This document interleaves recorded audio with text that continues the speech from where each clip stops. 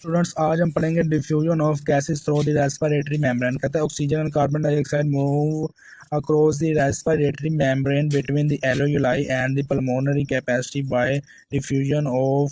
Diffusion is the movement of the molecule from the area of the higher concentration to area of the lower concentration by random motion. As soon as lungs fill with air, oxygen diffuses from the alveoli into the blood through the interstitial fluid and finally into the cell. On the other hand, carbon dioxide diffuses in the opposite direction from the cell through the interstitial fluid to alveoli before the diffusion of the gases through the respiratory membrane. Let us discuss the respiratory unit and layer of the respiratory membrane. ये उसने concept बताया एलोयुलाई का। कहता है कि cell से CO2 जो कि एलोयुलाई को और एलोयुलाई से O जो है जो कि सेल की तरफ जाता है, यानी कि एलोयुलाई से ऑक्सीजन जो है वो सेल की तरफ और कार्बन डाइऑक्साइड जो है वो सेल से एलोयुलाई की तरफ जाते हैं। फिर वो कह रहा है कि रेस्पिरेटरी यूनिट क्या होता है। रेस्पिरेटरी यूनिट कहता है this is a unit where gas exchange take place, gases जहाँ पर चेंज होती हैं। This is a composed of the following function alveoli duct, aorta, arteria, alveoli sac, alveoli about 300 million of the both lung. Each alveolus has average diameter of 0.2 mm. Next page पर वो बता रहा है membranes और pulmonary respiratory membrane और pulmonary membranes. ये आपको नजर आ रही मेम्ब्रेन्स 1 2 3 और सेंटर में जो है वो स्पेस है, फिर 1 2 3 ये मेम्ब्रेन है। तो कहता है कि रेस्पिरेटरी मेम्ब्रेन और pulmonary membrane the membrane of the respiratory unit through which exchange of gases take place collectively called pulmonary और रेस्पिरेटरी मेम्ब्रेन। लेयर्स आगे वो लेयर्स बता रहा है। ये मोस्ट इंपॉर्टेंट क्वेश्चन है, लॉन्ग क्वेश्चन है लेयर्स का। ये जो है वो ज़्यादातर पूछते हैं वो पेपर में एग्जाम में। तो कहता है कि लेयर्स इसकी कौन सी है, ये 6 नाम है। कहता है कि फ्लूइड एंड सरफेस लेयर, ये उसने डायग्राम में बताई हुई है।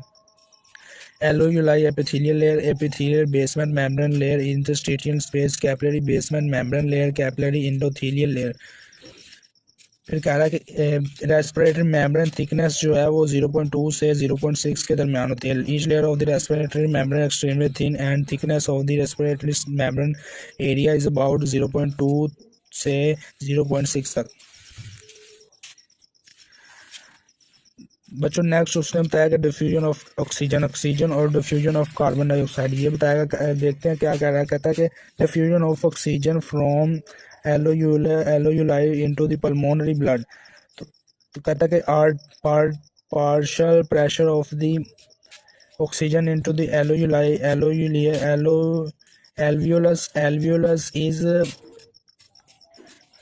104 mmHg, whereas the PO2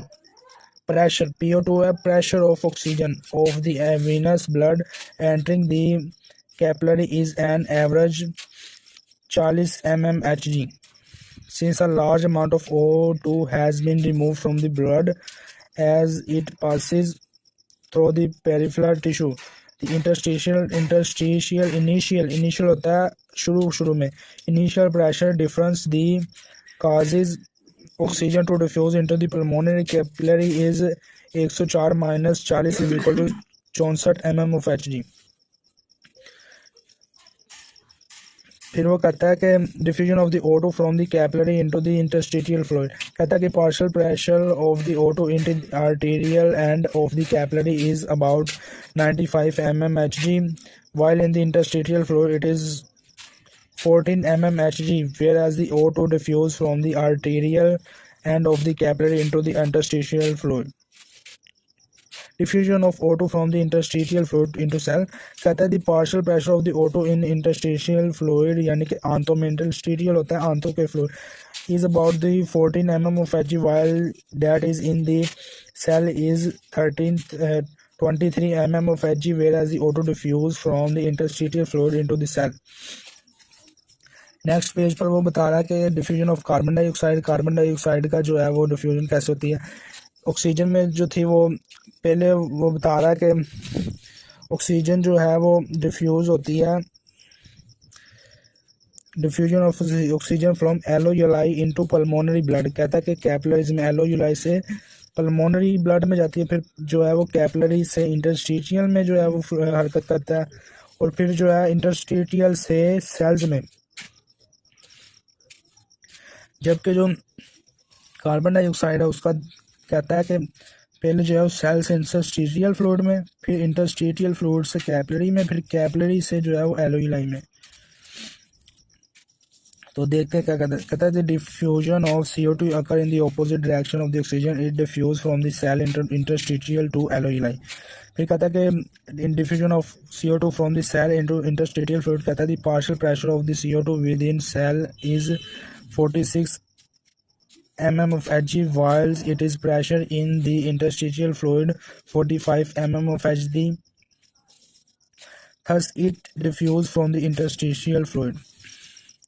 Diffusion of CO2 from the interstitial fluid into the capillary. The partial pressure of the CO2 in the interstitial fluid into the 45 mm of Hg, while in the interarterial end of the capillary is 45 mm of Hg. Therefore, CO2 diffuse from interstitial fluid into capillaries. Diffusion of CO2 from the pulmonary blood into alveoli. The partial pressure of the CO2 pulmonary blood is 45 mm of Hg, while in the alveoli it is 14